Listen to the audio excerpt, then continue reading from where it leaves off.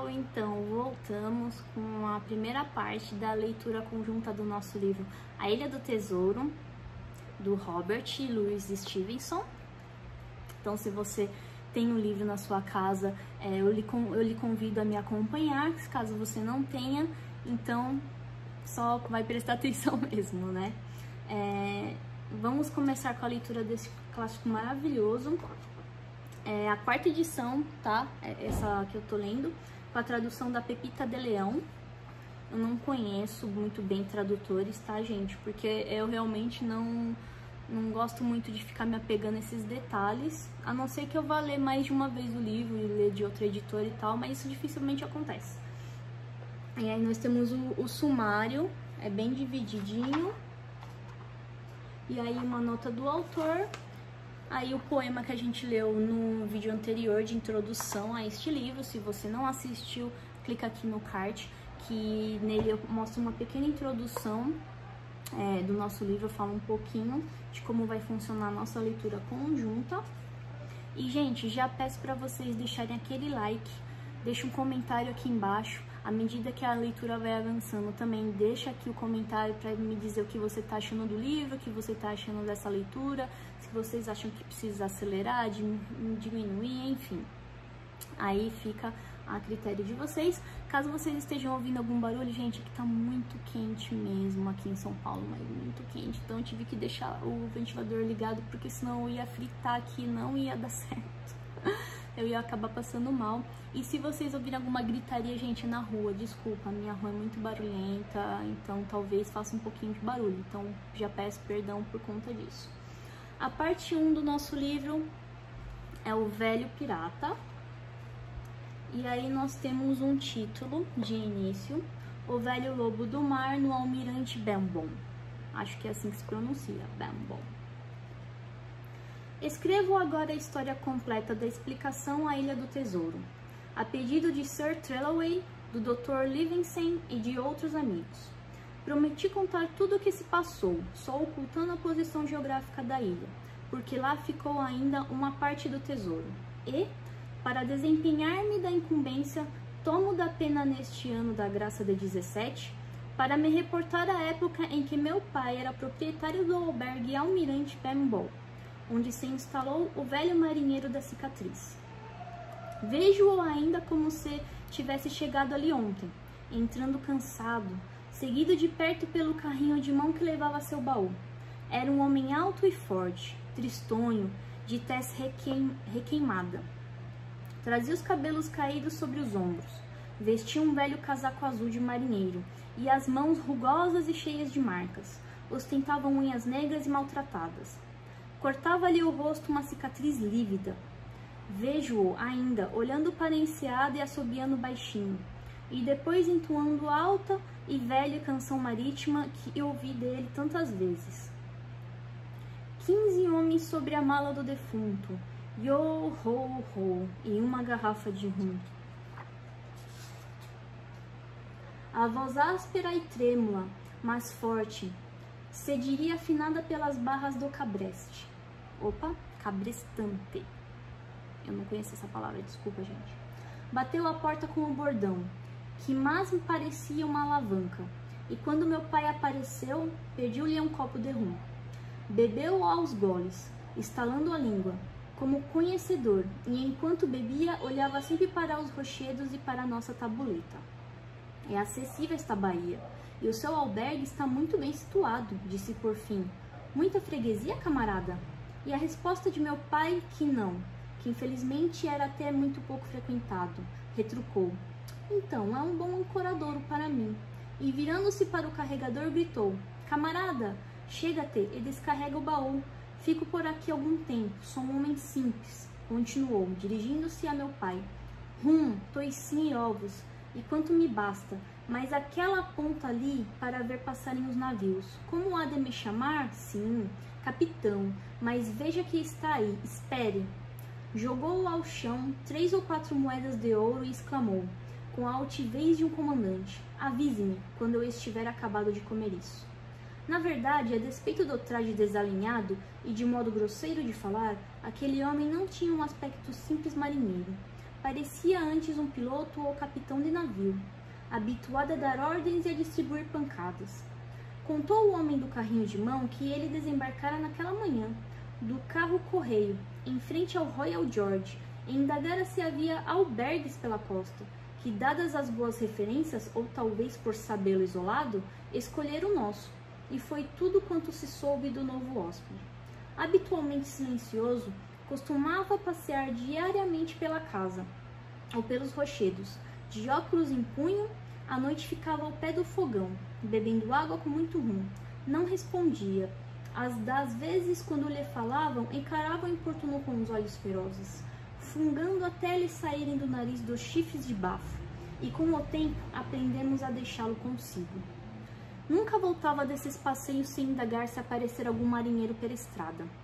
A princípio julgamos que desejava rever os companheiros, e que daí viesse aquela ansiedade, mas percebemos mais tarde que, ao contrário, queria evitá-los. Se aparecia no albergue algum marujo, do que raramente se dirigia ao Bristol pela costa, ele o espiava por detrás da cortina antes de entrar e ficava na sala, calado como um ratinho. Isso, para mim, nada tinha de estranho, porque eu mesmo participava de seus temores. Chamava-me um dia à parte e prometera dar-me uma moeda de prata se eu vigiasse a aparição de um marujo perneta, eu avisasse assim que o visse. Não era raro que, ao me apresentar no princípio do mês para buscar meu ordenado, recebesse apenas um olhar colérico e uma fungadela, mas daí a poucos dias ele se arrependia, trazia minha moeda e repetia minha ordem de vigiar para ver se o marinheiro perneta. Não é preciso dizer que essa figura começou a perseguir-me até os sonhos. Nas noites de tempestade, ouvindo o vento esfuziar pelos quatro cantos da casa e a ressaca a bramir na praia sobre os recifes, eu ouvia, tomando 1000 formas diversas, com 1000 expressões diabólicas. Ora, a perna me parecia cortada pelo joelho, ora no quadril, e já um monstro me surgia como um duende de uma só perna. E o mais aflitivo pesadelo era quando ouvia correr e saltar cercas e vales, sempre me perseguir. E fora de dúvida que paguei sempre muito caro a minha moeda mensal, com aquelas horríveis assombrações, à parte, porém, o pavor que me inspirava o marujo perneta, ninguém tinha menos medo do que o capitão do que eu. Às vezes tomava mais álcool do que a quantidade que o cérebro podia comportar, e nessas noites se punha a cantar velhas canções marítimas, perversas e selvagens, sem dar atenção a ninguém. Outras vezes, mandava servir bebidas a todos os presentes e obrigava-os a escutar as histórias ou a cantar em coro o estribilho. Ouvi muitas vezes a casa toda estremecer ao som de oh, oh, oh e uma garrafa de rum. É que todos se esforçavam o máximo que podiam para cantar, coagidos pelo medo, e cada qual se empenhava em erguer a voz mais. Porque o capitão era, nesses momentos, o pior companheiro que se pode imaginar.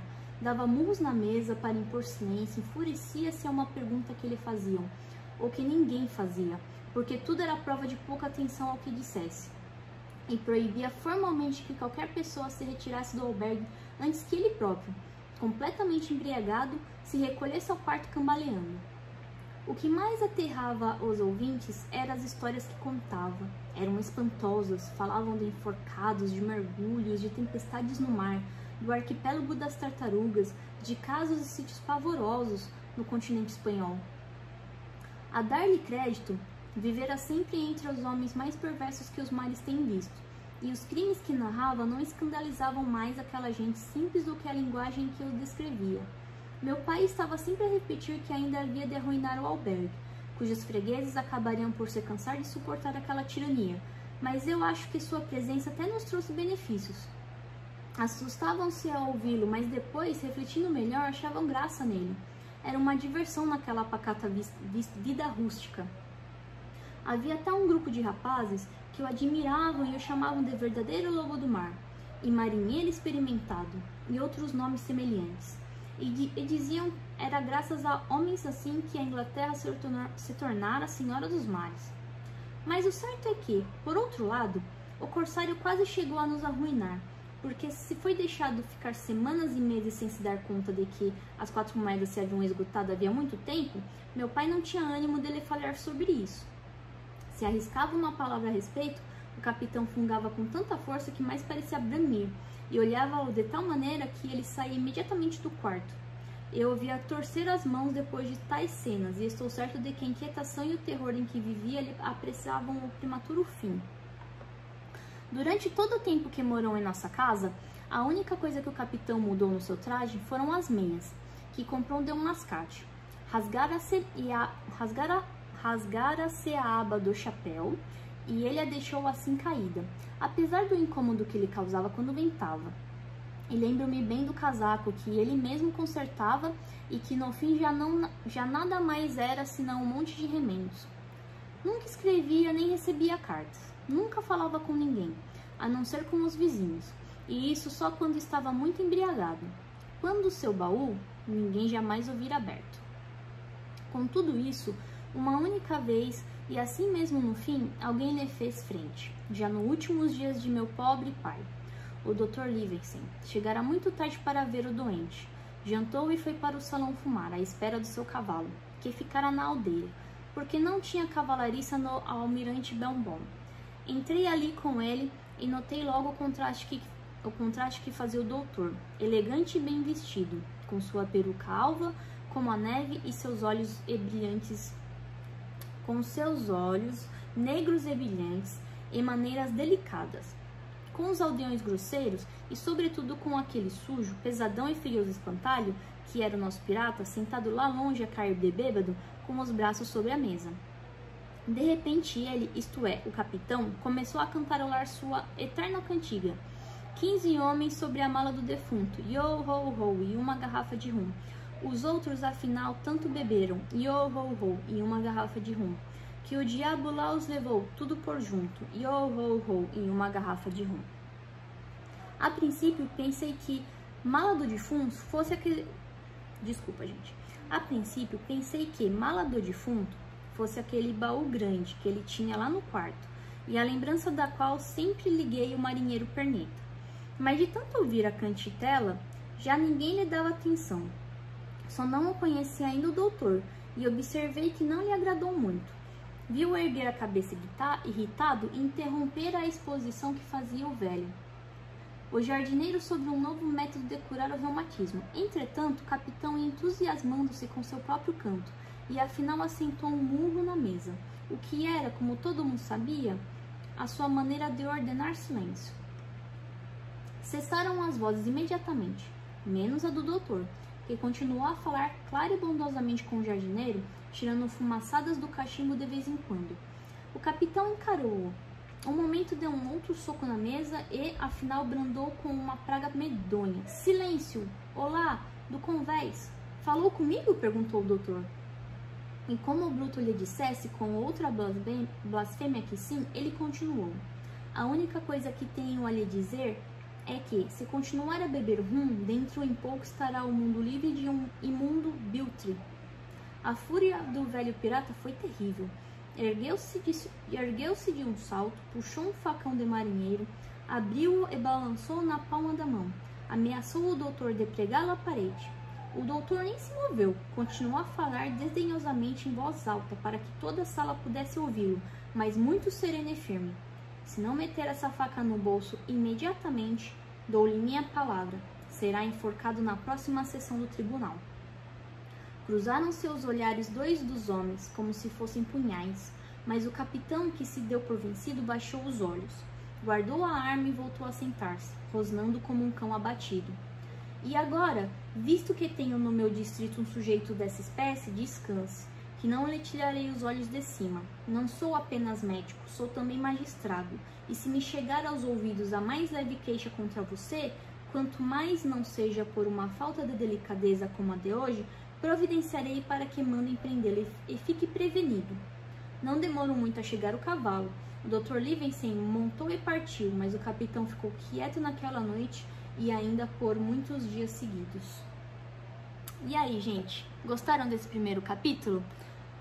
Foi uma introdução bem interessante ao nosso capitão, que parece que vai ser o protagonista desta nossa história.